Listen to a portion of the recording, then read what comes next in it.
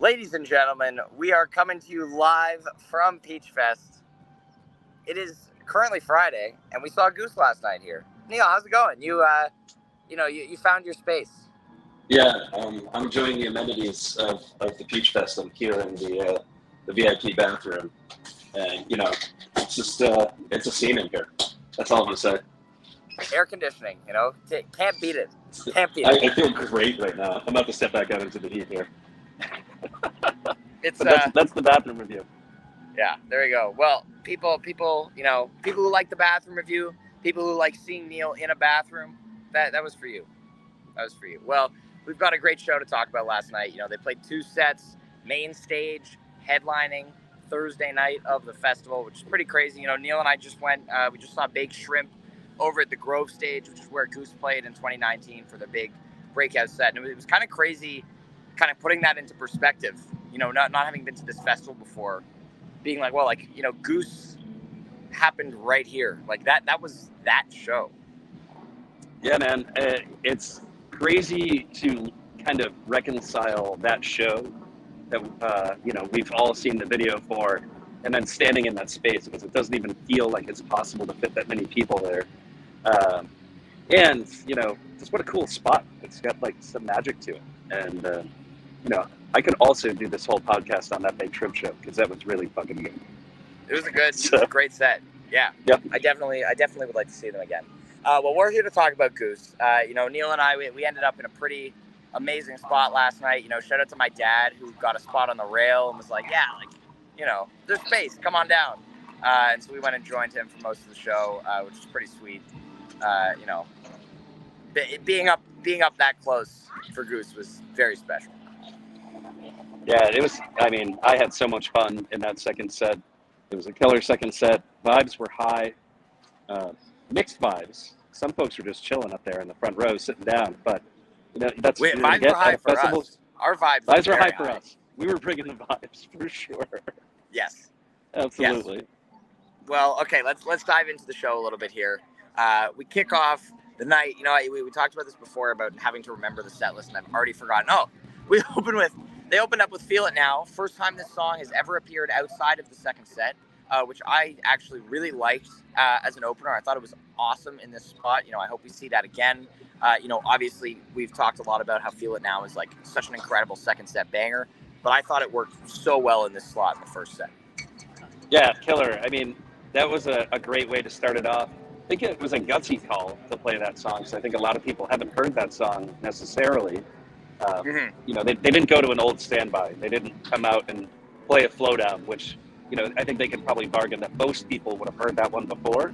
But, I mean, you only do that one if you were you're really into Goose. So gutsy move on their part. And they did that actually a bunch in this set, where they played stuff that I think people were hearing for the very first time. And as a Goose fan, I really appreciated that, because it made it fresh and made it feel like not a traditional festival set. 100%. What came after Feel It Now, Neil? Oh boy, you're testing my memory. There was a lead up somewhere. Was the lead up? Lead up was later. Okay, there was Rockdale first. There was something after. Rockdale, yeah. This is the downside, by the way, to everybody listening. This is the downside to doing a podcast on your phone. You can't have the set list pulled up on the screen beside you. So apologies if we forget a couple of songs, but I think we know all the highlights. So this Rockdale, first big jam of the night. Rick cueing Spuds into that double time groove. I got to represent my Clav Tweet shirt a little bit. My first time wearing it at a show. Very exciting.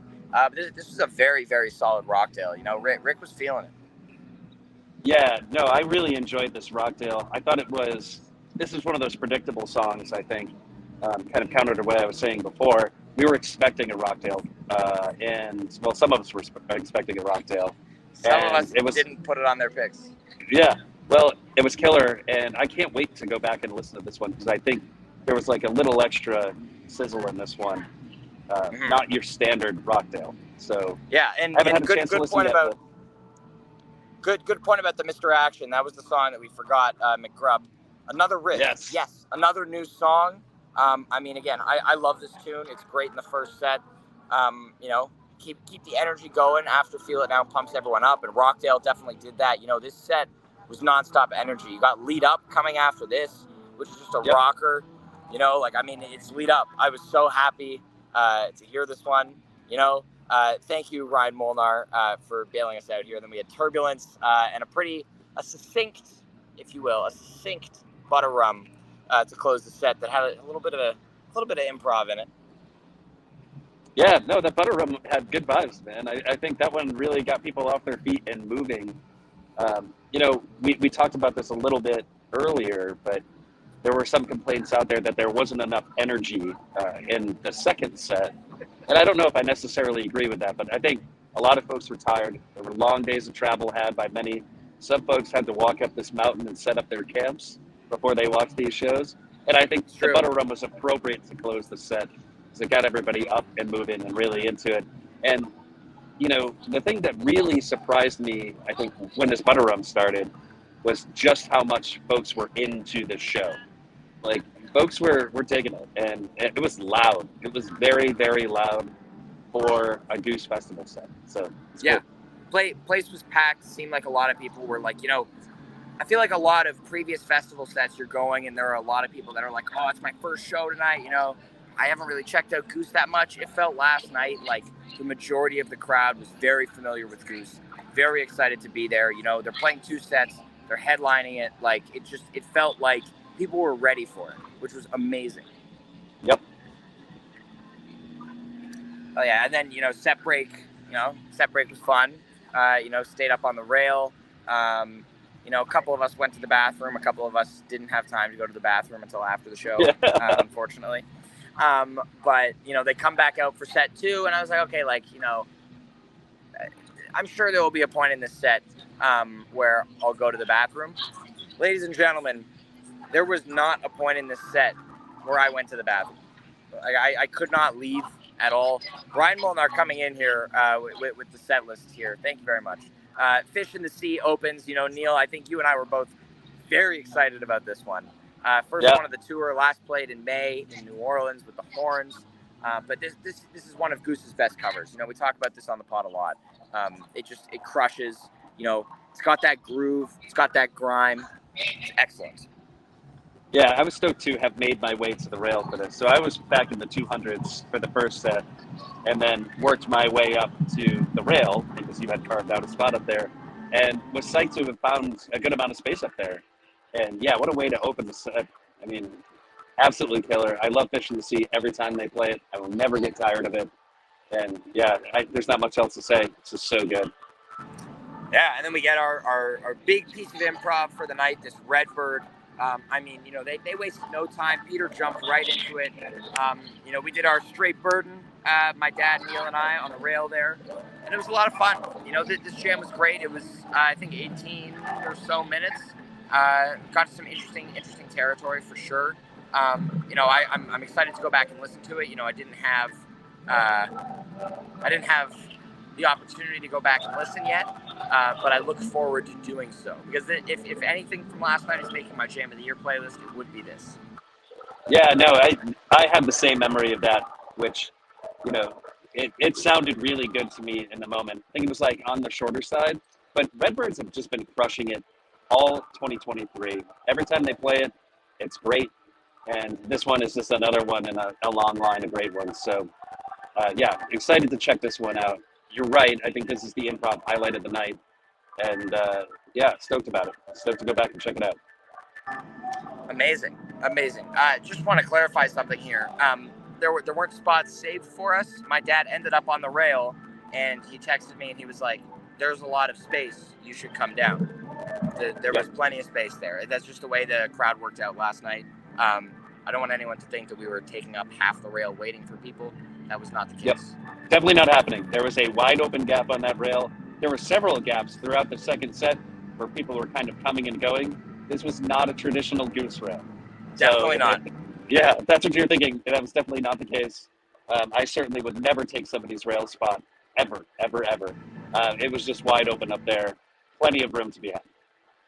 Definitely. All right, second set continues with Silver Rising, always amazing. And then Drive.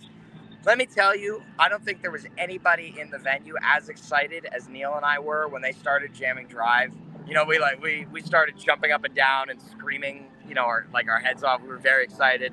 Again, we talk about it on the pod a lot. We've been saying a lot lately, like, where's the drive jam? You know, we need the drive jam back. And ladies and gentlemen, it came back. Yeah, no, that was exciting. There was like a moment of tension there where we're like, is it going to happen? Are they going to do it? And I wasn't convinced that they were going to do it, but then they went ahead and did it. And then there was super high fives and celebrations and hugs. I think we got some side eye from some people who were like, what the hell are these guys excited about? But it's been a long time. I don't know what the show gap is on the, you know, the last jammed out drive, but it's been several It's been since drives. the cap. The cap was the last jam drive, which is crazy to think about. This one was by no means on the level of the cap, but it was still, you know, solid jam. Goes right into a very energetic Hollywood Nights. You know, I mean, this song is always so much fun. Goose crushes it. It's my 4th time seeing it, and you know, I loved it.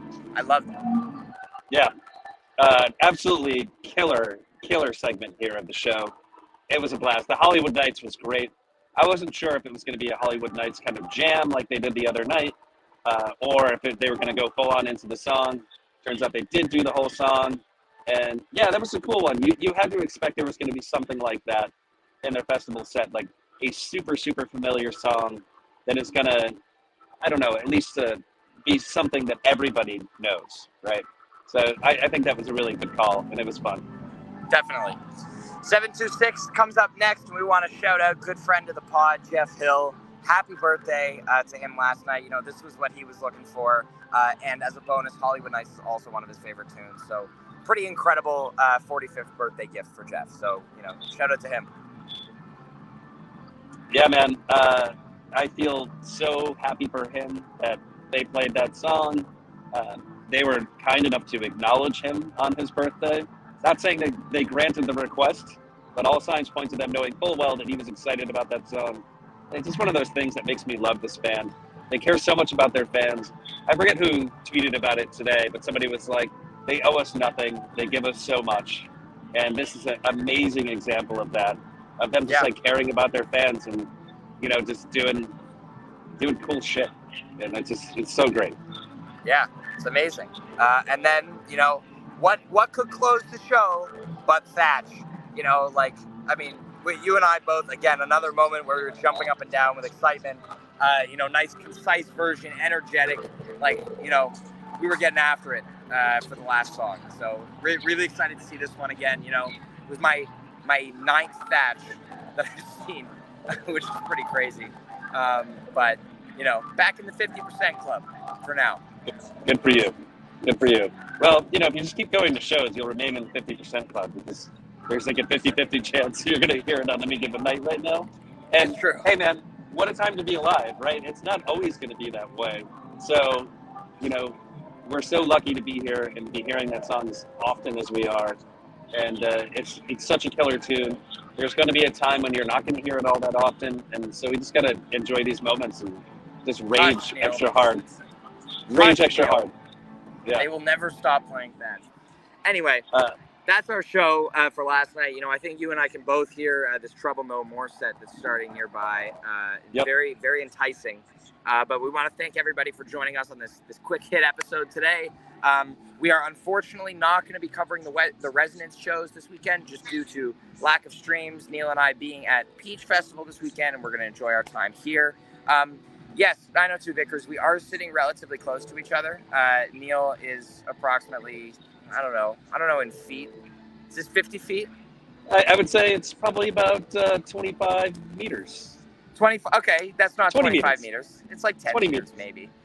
Anyway, we're nearby, but due to, you know, background noise, we wanted to each be in our own headphones just for clarity of sound. So, but thank you for everybody for joining us for this quick hit recap. We will be back on Tuesday.